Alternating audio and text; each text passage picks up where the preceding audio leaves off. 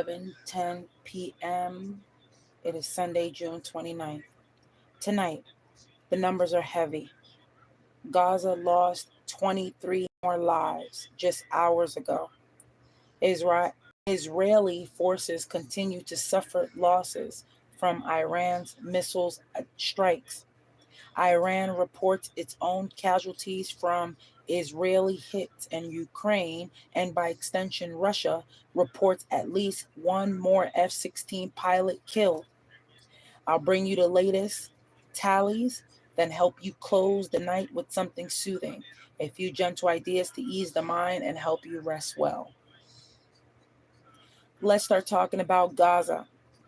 23 Palestinians, including children, were killed tonight in fresh Israeli airstrikes, according to Gaza's Civil Defense Agency and AFP reporting.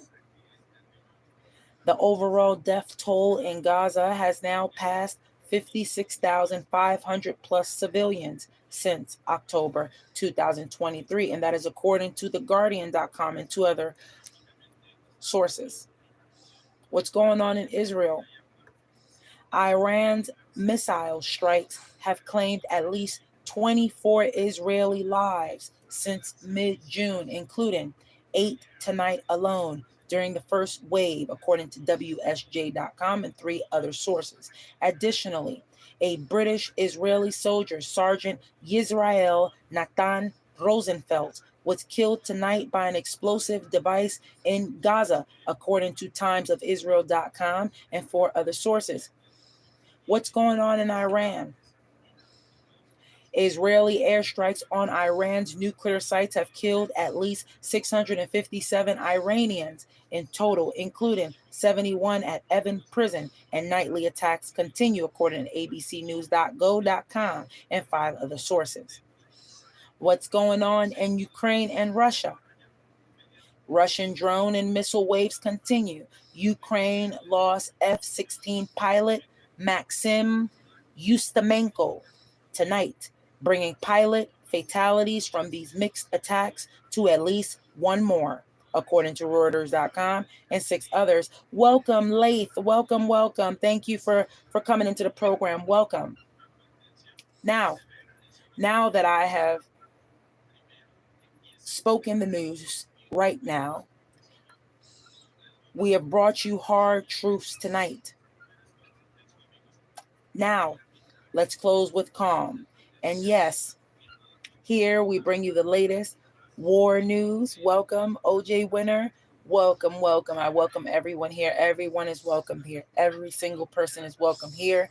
And here on my program, every single program, we are keeping you updated on the most recent war news. Everything about war, anything that has to do with food prices changing because of war, gas prices soaring because of war, anything that has to do with war in every single country. Right now, we're in a World War III. There's a lot going on, and I like to keep everybody nice and updated. And welcome, Supernova. Welcome. Everybody's welcome here.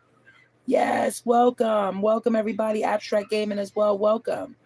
So, although I am finishing up this live, I urge you all to subscribe if you wish. Maybe you're just jumping in to check me out. But if you wish to subscribe, it is free to do, of course. And you'll see that I keep up with what's going on, and I bring you facts, and I make it quick, and I don't hold too much of your time.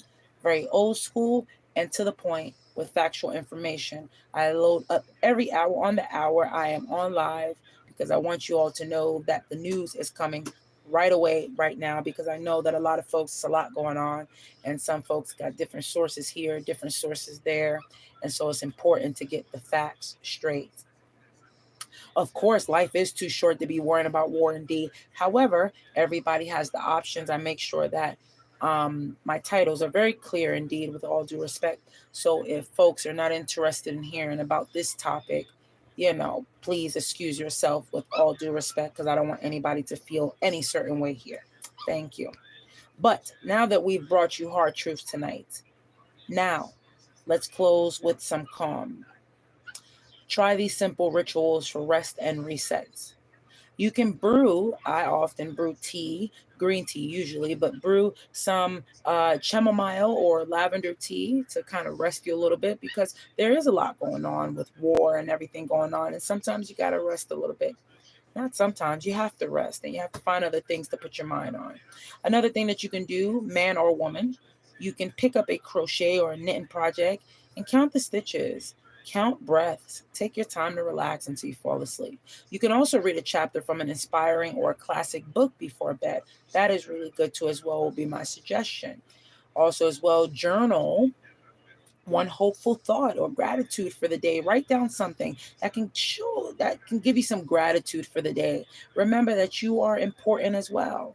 Not only war, not only what's going on in the world, but you yourself are important. So journal one hopeful thought or gratitude for the day, and that can help you also to rest, besides reading or picking up something to knit or just drinking a nice cup of hot tea. Also, I would suggest that you do some gentle stretches or deep breaths before lights are out.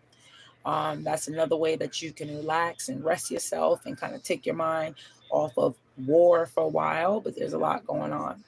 These moments of peace bolster our resilience. It's very important. And tomorrow we'll need it more than ever. Trust me. So thanks for holding the weight of today with me. I am Paviel G.